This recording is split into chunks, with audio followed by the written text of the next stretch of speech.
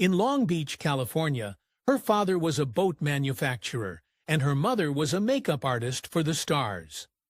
Bo Derek spent many of her days at the beach instead of attending school. She wanted to surf all day, and the only future she saw for herself was working in a surf shop. But fate had a different plan for Bo.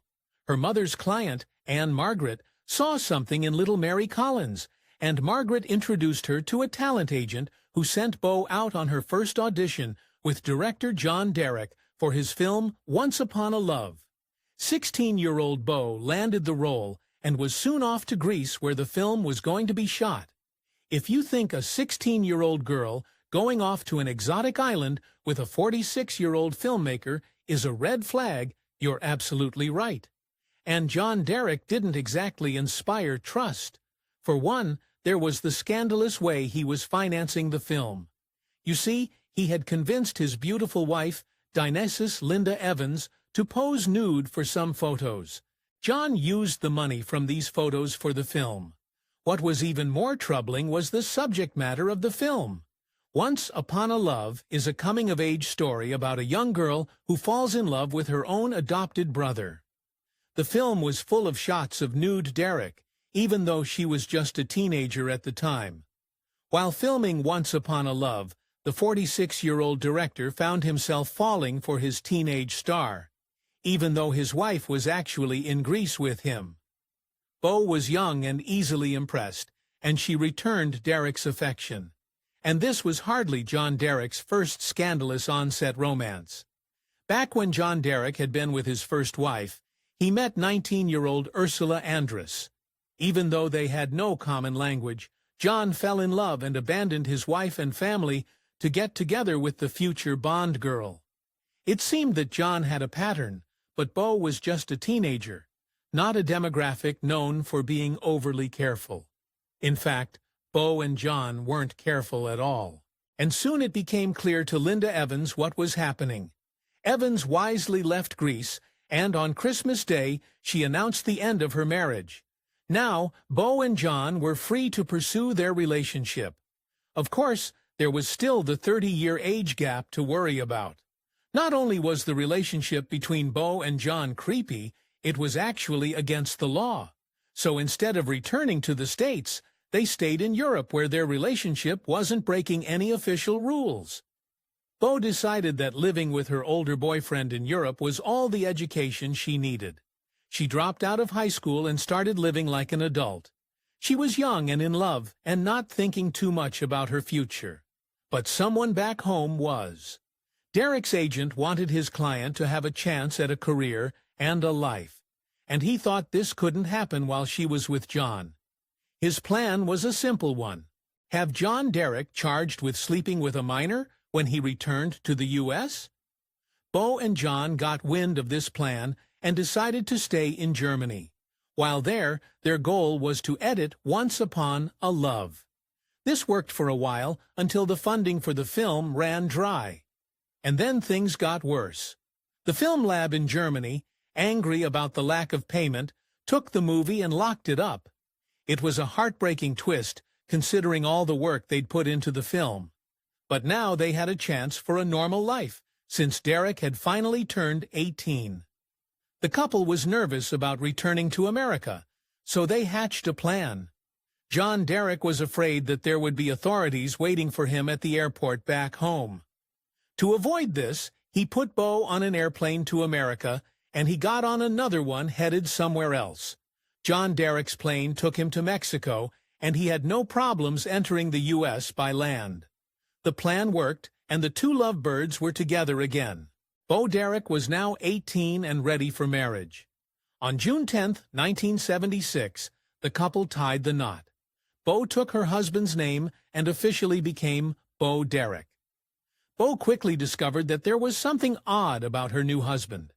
John's past wives, Ursula Andress and Linda Evans, were both striking blondes, and he seemed to take an immense amount of pride in this. He was so proud that he often forgot to mention his first wife, the brunette Patty Bears. Bo also had to adjust to the idea of being a stepmom. John's children were actually both older than their new stepmom. Bo Derek's first acting experience was with her now husband, but that film was locked up in Germany. So Derek looked for another part. Her first released film ended up being Michael Anderson's Orca. While Anderson was an Academy Award-winning director, his 1977 film, Orca, was a complete disaster. Many easily saw Orca for what it was, a mediocre film riding on the coattails of the very popular Jaws. There were some respected actors on board, Richard Harris and Charlotte Rampling, but even they couldn't elevate the material. Derek had a small part that culminated in the whale biting off her leg. Orca did okay at the box office, but the critics panned it. Meanwhile, Derek's husband, John, was making another movie, but this time he didn't want Bo in it. This film was called Love You. It was one of those films you used to rent from the little room at the back of the video store. Bo wasn't squeamish, though. She was on board as a producer on this film and went on set daily to help in any way she could. It looked like Derek's career would quietly disappear, and then something astonishing happened. In 1979, Breakfast at Tiffany's director Blake Edwards was pitching his idea for a film called 10. The entire premise of the film depended on finding a woman so beautiful that a man would do anything to have her. Edwards considered Melanie Griffith, Heather Thomas, and Tanya Roberts for the role, but none of them had what he wanted. That's when Bo Derek walked in. The first words that Derek said to Edwards were, "I'm sorry about wasting your time." But Edwards and his co-producer were so excited about Bo Derek's amazing looks that they were praying she could act even just a little. The tension was running high at her audition as Derek opened her mouth and read her first lines as Jenny Hanley. As it turned out, Bo Derek could act well enough, and Edwards had found his perfect 10. In fact, Derek was uniquely prepared for the role. In the film, her character has a romance with a guy who is 20 years older than her. Well, that sounds pretty familiar. But it wasn't the story that drew Derek to the film, it was something completely different. It seemed that Bo Derek didn't care much about the script, the director, or even her co-stars, Dudley Moore and Julie Andrews. Derek stayed true to her beach bum roots and said she was more excited that they were filming in Mexico than anything else. She thought shooting 10 would be a fun time at the beach and didn't have high expectations about the result. To make Bo Derek look really unique in 10, the hair and makeup department made a bold choice. They put Derek in cornrows. This intricate design apparently took the work of 2 women and 10 hours to create. Derek had no idea this hairstyle would soon become her signature look. Years later, Derek would receive a lot of criticism for the cornrows, with some claiming she was a culture vulture. But some women applauded her choice. One woman stopped her on the street and thanked her. She said that because of Derek, her boss was more lenient about the hairstyle. Renee Rogers, an American Airlines employee, was told that the hairstyle was forbidden, as it was seen as unprofessional. Renee sued the airline for not letting her express her culture. A New York City court ended up involving Derek in the whole mess and rejected the case since Bo Derek had worn the same style in 10. 10 was not even in theaters yet when Derek started working on her next film. This was a change of seasons, and it had big potential as her co-stars were Shirley MacLaine and Anthony Hopkins. While there was some trouble on the set, they replaced the director, and the 2 leads did not get along. Derek quietly did her job to the best of her ability. A Change of Seasons wasn't quite finished when 10 hit theaters. Suddenly, everything changed.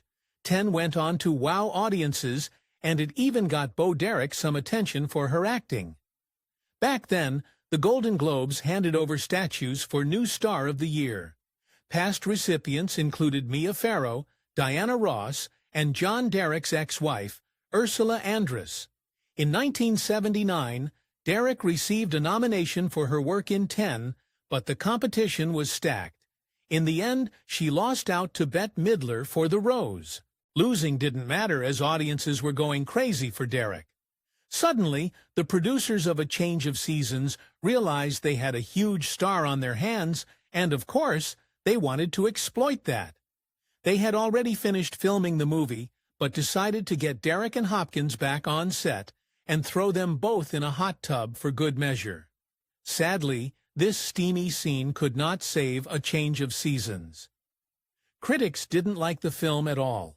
Just like Orca seemed to be a rip-off of Jaws, they saw this film as a pale copy of the more popular Bob and Carol and Ted and Alice, and the timing couldn't have been worse. This was also the year that the people of the Golden Raspberry began handing out awards for the worst in film. A Change of Seasons received 3 nominations, but Derek herself managed to elude the humiliating nod. Derek's first film, Once Upon a Love, was still locked up in a safe in Germany. But now that Derek had a huge fan following the original producer of the film, paid to get it out, there was just one problem. Bo and John didn't want it to come out. They tried, but could not stop the producer from releasing the film. It came out under the racy title Fantasies, and it certainly was an embarrassment. The Dereks had to act fast to revive their careers. Sadly, what they did next was no help at all. John Derek needed to distance his wife from the embarrassment of Fantasies, and for some reason, he thought the best way to showcase his wife's talents would be to put her in a Tarzan movie. The thing was, John Derek wanted a starring role for Bo, so he changed the story to be more about the daughter of the man who discovers Tarzan. The result was Tarzan, the Ape Man, and it very quickly turned into a heap of trouble. Bizarre stories began to come out about the set. Some claimed that the animals used in the film seemed to be in love with Bo Derek. There were reports that Seiji the orangutan fell in love with her, and so did an African lion named Neil. The story went that Neil got loose from his pen and rushed in to protect Derek from the man playing Tarzan. A truly terrifying tale. Maybe Bo did need protection, but not from her co-star. Like most of John Derek's movies, Tarzan the Ape Man was going to be racy. Bo is often seen without clothes, and there was a very problematic scene involving Bo and a chimpanzee. When the owners of the original Tarzan story heard about what was going on set, they had something to say about it.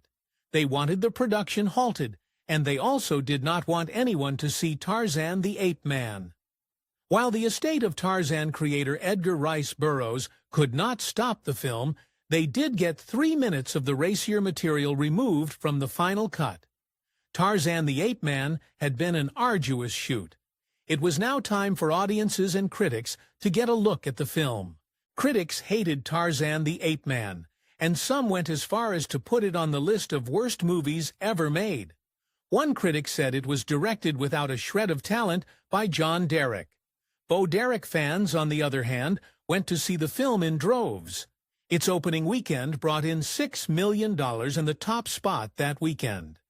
While Bo narrowly avoided a Golden Raspberry Award for A Change of Seasons, she didn't escape their wrath this time. Tarzan the Ape Man received 6 Golden Raspberry nominations, including Worst Picture, Director, Actor, New Star, and Screenplay. But it was only Bo Derek who won the Worst Actress award. Sadly, Bo did not learn her lesson. She continued to collaborate with her director husband on her next picture. In 10, playing in the background of her love scenes, was a song called Bolero by Maurice Ravel. Bo and John decided to capitalize on this association by putting Derek in a film called Bolero. The title officially didn't come from the song, although I'm sure Bo and John Derek hoped audiences would make the connection. The title seems to come from the name Bo, and the fact that Derek's character wears a bolero-style hat in the film. Not quite a premise that stands on its own. Bo's husband was carrying on his legacy as an enormous creep. John Derek hired Olivia Dabo, who was just 14 at the time, to co-star in Bolero. John had met her when she was 13, made sure she was okay with acting in the nude, and then hired her on the spot. As far as we know, Derek's creepy husband did not start a relationship with Dabo, but Bolaro ended up with other problems. You see, the film was so racy that the Dereks had to deal with the censors. In the end, they released the film unrated, as it was even too provocative for an R rating. That's when rumors started that the bedroom scenes in the film were the real thing. They say all press is good press, but not in the case of Bolaro, apparently. The film was a critical and box office disaster, and received 9 Golden Raspberry nominations. Derek won the award for the Worst Actress. She also took home a trophy for a Worst Actress of the Decade for both Bolaro and Tarzan, The 8 Men, to top it off. The film also tanked at the box office. It seemed that every film that Derek made with her husband was a disaster. It made fans wonder what her career could have been if she chose to work with other, more talented directors. Dabo turned down various roles, including The Naked Gun from the Files of Police Squad and a role in a Bond film, A View to Kill. She also said no to the 1976 remake of King Kong, the film that launched Jessica Lange's career. Not only did John Derek possibly ruin Beau's career, he also caused her mental trauma. Remember, John Derek heartlessly dumped his wife, Linda Evans, to be with Derek. But recently, Beau Derek revealed what she felt on her first film set. She said that she felt immense guilt for what happened to Evans, whom she called a beautiful human. Linda Evans did not seem to hold a grudge against Beau Derek, and knew who to blame for what happened to her ex-husband, John. But was John Derek all bad? Not according to Beau.